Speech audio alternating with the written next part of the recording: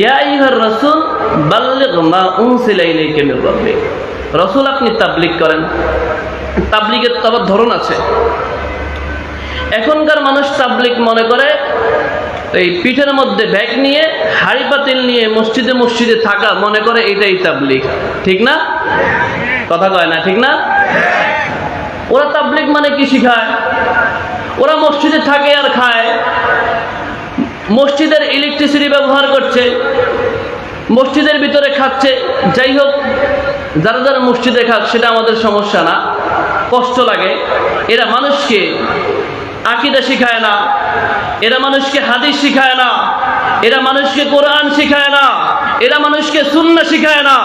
ফাজাইলে আমল নামক একটা বিভ্রান্তকর কিতাব, একটা যেই কিতাবের মধ্যে কোরআন ও সুন্নাহর বিরোধী হাজার হাজার বক্তব্য আছে। এই ফাজাইলে আমল তাদের একমাত্র গ্রহণযোগ্য কিতাব। এরা কোরআন হাদিসকে মাইনাস করে ফাজাইলে আমল দিয়ে দিনের পর দিন এই জাতিকে গুমরাহ করছে। ঠিক কিনা? এদের সংখ্যা বিশাল হতে পারে। বড় বড় আল্লামা তাদের দলে যোগ দিতে পারে।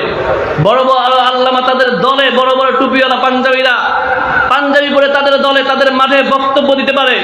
কিন্তু আমাদের দাবি হলো, ইতিহাস কি বলছে?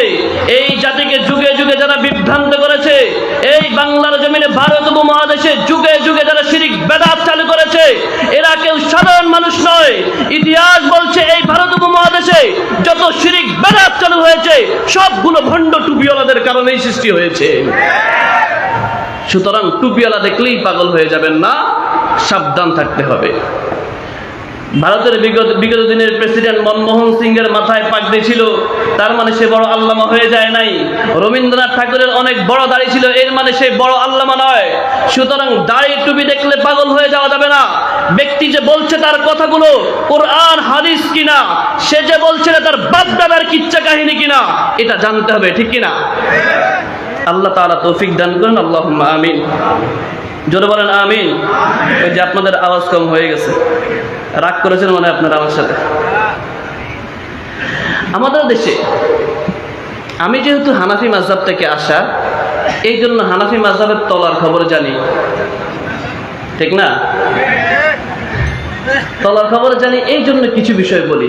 আমরা মাযহাবী ভাইদের সাথে বিদ্বেষ পোষণ করছি না, যদিও আমাদের কথা তাদের বিরুদ্ধে চলে যায়। আমাদের কথা তাদের বিরুদ্ধে চলে যায়, যেতেই পারে।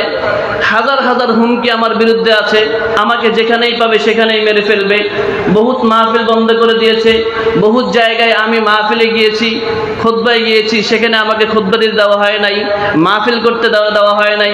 কর্তৃপক্ষ নীরবে আমাকে অন্য জায়গা দিয়ে পাঠিয়ে দিয়েছে। এমন ঘটনা ঘটেছে, আমাকে মেরে ফেলবে, বহুত হুমকি হচ্ছে।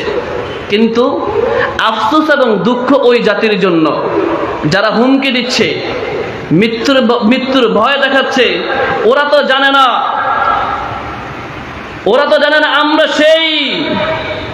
আমরা সেই ঈমান কলবে জিন্দা রেখে সেই ঈমান নিয়ে চলাফেরা করি। ঘর থেকে যখন বের হই তখন এই নিয়তে বের হই, রাস্তাঘাটে যে কোনো জায়গায় যে কোনো অবস্থায় মৃত্যুবরণ করতে পারি। প্রত্যেকটা সেকেন্ডে মৃত্যুর জন্য প্রস্তুত থাকি ইনশাআল্লাহ। এ মুসলমান, তবে আফসোস হানাফি ভাইদের জন্য, যতদিন পর্যন্ত আমি বেঁচে থাকবো ততদিন পর্যন্ত হানাফি মাযহাবের বিভ্রান্তকর বিষয়গুলো নিয়ে কথা বলবোই ইনশাআল্লাহ।